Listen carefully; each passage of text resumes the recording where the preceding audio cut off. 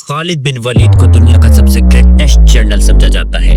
Napoleon, Alexander the great और Julius Caesar जिंदगी में कभी ना कभी कोई ना कोई जंग जरूर हार चुके हैं, लेकिन खालिद बिन वलीद दुनिया के वाहिद जनरल जो अपनी पूरी जिंदगी में कोई भी जंग नहीं हारे। और ये सिर्फ मुसलमान नहीं बल्कि पूरी दुनिया मानती है।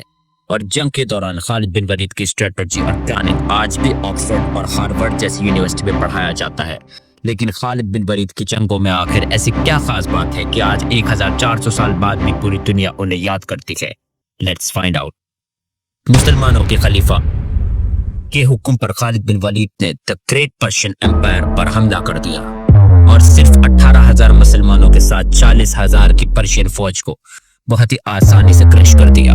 इस जीत के बाद मुसलमान पहली दफा अरब से बाहर निकलकर एक ग्लोबल पावर बनने की तरफ जाने लगे, क्योंकि अब मुसलमानों ने अरब से बाहर पर्शियन एम्पायर की बहुत इंपॉर्टेंट प्रोविंस कुवैत को फतह कर लिया था। जैसे ही ईरान के बादशाह को पता चला कि मुसलमानों ने उनकी फौज को बहुत ही आसानी से हरा दिया, तो उन्होंने एक नई 40,000 की फौज खालिद बिन वलीद की तरफ रवाना की। लेकिन खालिद बिन वलीद ने कुवैत फतेह करते ही डायरेक्टली अपने स्पाइस जासूसों को पूरे इलाके में फैला दिया था, ताकि हर खतरे का उन्हें पहले से पता चल जाए। ये स्पाइस हर तरफ फैल गए और बहुत दूर जाकर उन्होंने देखा कि पर्शियन एम्पायर की 40,000 की फौज बहुत तेजी से मुसलमानों की तरफ बढ़ रही थे। तो खालिद बिन वलीद अपनी सारी फौज लेकर उसी फौज की तरफ कुवैत के बाहर उबुल्ला की तरफ जाने लगे। उबुल्ला कुवैत के बाहर एक इलाका है जिसे आज के जमाने में इराक कहा जाता है। एक तरफ मुसलमानों की 17,000 की फौज खड़ी थी और दूसरी तरफ पर्शियन एम्पायर की 40,000 की फौज। पर्शियन जनरल सामने आया और खालिद बिन वलीद को चैलेंज किया, लेकिन मुसलमानों की फौज से एक आम सिपाही ने जाकर उसे खत्म कर दिया। अगेन एक बार फिर पर्शिया की फौज का जनरल जंग से पहले ही मारा गया, जिसके बाद दोनों फौजों ने अब एक दूसरे पर फुल प्लेज हमला कर दिया और बहुत सख्त जंग शुरू हुई। लेकिन पर्शियन फौज बहुत ज्यादा होने की वजह से आहिस्ता आहिस्ता मुसलमान शहीद होने लगे, जिसकी वजह से पहली बार खालिद बिन वलीद ने मजबूरन मुसलमानों को जंग से पीछे हटने का हुक्म दिया।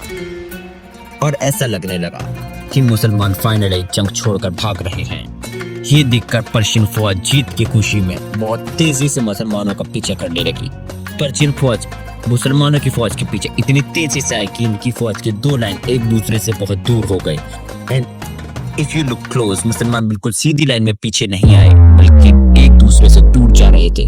आखिर पर्शियन फौज मुसलमानों का पीछा करते करते एक दूसरे से इतने दूर हो गए कि उनकी आर्मी एक नहीं बल्कि कई छोटे छोटे ग्रुप्स में बट गई और उनकी फौज के दरमियान दो बड़े गैप्स बन गए। और इसी टाइम का खालिद बिन वलीद इंतजार कर रहे थे।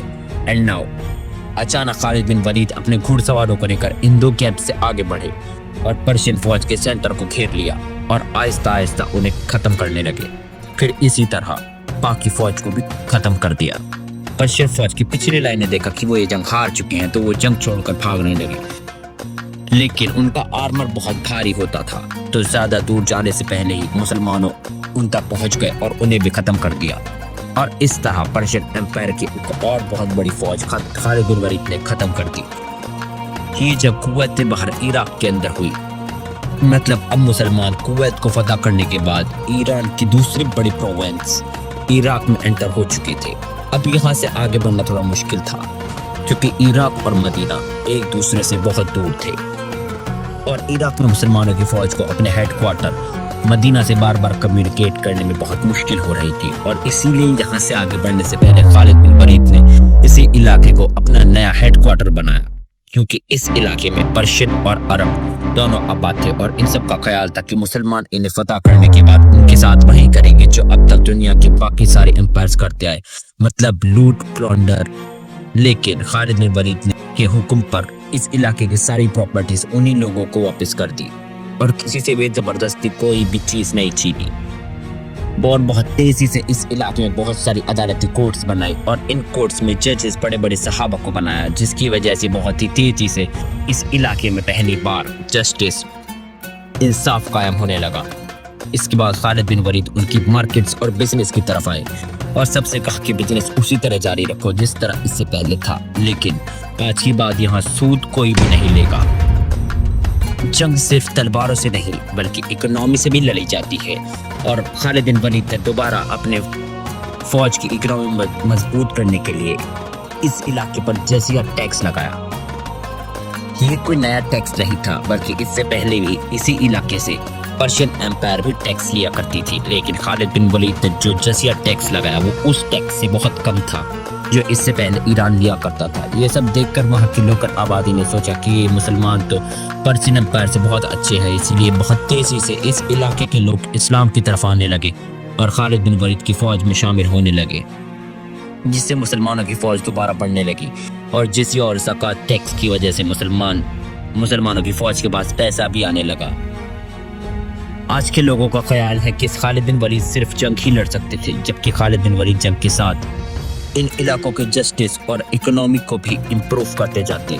नाउ मुसलमानों ने कुवैत के साथ साथ इराक के साउथ को भी फतह कर लिया था, जो पर्शियन एम्पायर के लिए दूसरा बहुत बड़ा झटका था। जब पर्शियन बादशाह को एक बार फिर खबर मिली कि उनकी एक और फौज मुसलमानों से बुरी तरह हार चुकी है, तो उन्होंने दोबारा अपनी एम्पायर के नॉर्थ और ईस्ट से 2 नई फौजें मुसलमानों की तरफ रवाना की और उन्हें इस जगह वलाजा में एक साथ मिलकर मुसलमानों को ख़त्म करने का हुक्म दिया।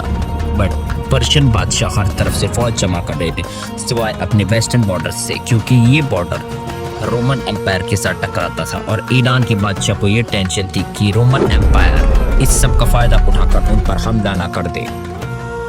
लेकिन रोमन एम्पायर ने कभी भी हमला नहीं किया, क्योंकि कुछ ही अरसे बाद मुसलमानों ने रोमन एम्पायर पर भी हमला कर दिया, जिसे हम इसी स्टोरी में एक्सप्लेन करेंगे। सब्सक्राइब। खालिद बिन वलीद ने जिन इलाकों को फतह किया उनमें से बहुत सारे लोगों ने इस्लाम कबूल कर लिया था और अब वो सारे लोग मुसलमानों के लिए स्पाइस और जासूस बन चुके थे, जिस वजह से मुसलमानों की इंटेलिजेंस एजेंसी और भी ज़्यादा स्ट्रॉन्ग होने लगी, क्योंकि ये नए मुसलमान ईरान को अरबों से बहुत ज़्यादा अच्छी तरह समझते थे, जिसकी वजह से खालिद बिन वलीद तक ये खबर बहुत तेज़ी से पहुंची कि 2 बहुत बड़ी फौजें उनकी तरफ तेज़ी से बढ़ रही है। और खालिद बिन वलीद को इस बात का पता था कि अगर ये 2 फौज एक जगह पर यूनाइट हो गई तो इन्हें हराना इम्पॉसिबल हो जाएगा। तो मुसलमानों ने इस सब को रोकने के लिए प्लानिंग शुरू कर दी। मुसलमानों ने देखा कि ये 2 फौजें जिस इलाके से आ रही है वो इलाका बहुत ही ग्रीन और पहाड़ी इलाका है और ये लोग डेजर्ट के बिल्कुल भी आदी नहीं है, इसीलिए मुसलमान अगर डेजर्ट की तरफ से जाएंगे तो वो इन फौज में से एक फौज तक बहुत ही तेजी से पहुंच सकते हैं। तो खालिद बिन वलीद अपनी फौज लेकर फुल स्पीड इराक के डेजर्ट को क्रॉस करते हुए पहली फौज के पास वलाजा पहुंचे। मुसलमानों और पर्शियन की पहली फौज वलाजा में आमने सामने हुई। पर्शियन फौज का जनरल ये देखकर हैरान हो गया कि जितना उसने बताया गया था उससे तो मुसलमानों की फौज बहुत कम है, जबकि मुसलमानों में ज्यादा पैदल सोल्जर और घोड़े वाले तो बहुत ही कम है, जिसकी वजह से इस फौज ने जीतने की काफी होप पैदा हुई। पर्शियन फौज से उनका चैंपियन सामने आया, जिसे उसकी बहुत बड़ी और स्ट्रॉन्ग बॉडी की वजह से पर्शियन ने नाम दिया था हजार मर्द, जिसका उर्दू और हिंदी में भी मतलब हजार मर्द होता है। खालिद बिन वलीद उस चैंपियन से लड़ने गए और कुछ ही टाइम में उसे मार दिया, जिसके बाद दोनों फौजी जंग के लिए तैयार हुई। लेकिन काफी टाइम गुजरने के बाद भी ईरान की आर्मी अपनी जगह पर ही खड़ी रही, क्योंकि वो ज्यादा से ज्यादा टाइम वेस्ट करना चाहते थे ताकि उनकी दूसरी फौज उनकी मदद के लिए पहुंच सके, जबकि मुसलमान का प्लान तो ये था कि उन्हें यूनाइट होने से पहले ही खत्म कर दिया जाए।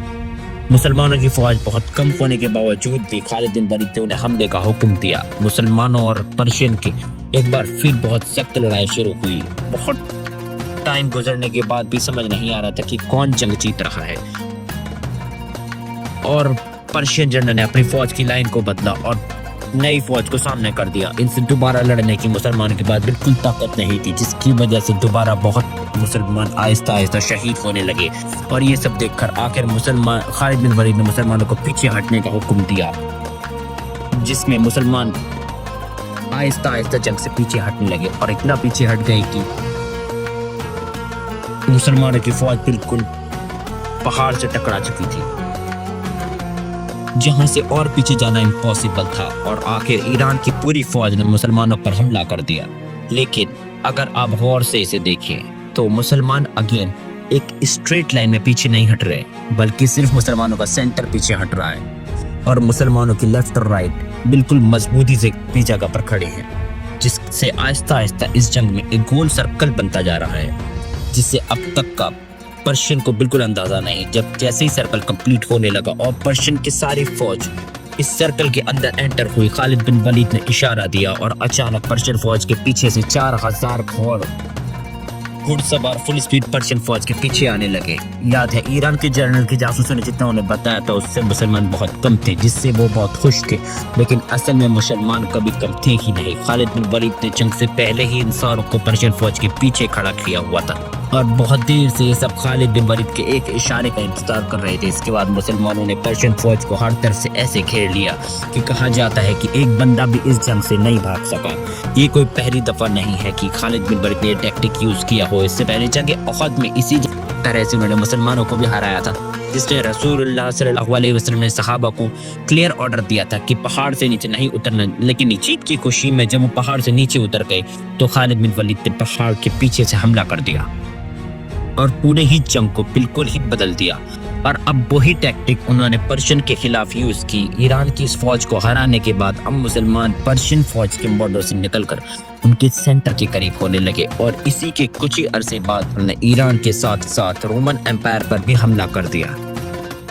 रोमन और पर्शियन एम्पायर में मुसलमान इतनी तेजी से आगे बढ़ रहे थे कि इन दोनों एम्पायर्स ने देखा कि अगर ऐसा ही चलता रहा तो बहुत जल्द हम दोनों सुपर पावर्स खत्म हो जाएंगे। इसीलिए उन्होंने तारीख में पहली दफा रोमन और पर्शियन एम्पायर अपनी 700 साल पुरानी दुश्मनी खत्म करके मुसलमानों के खिलाफ यूनाइट हो गए।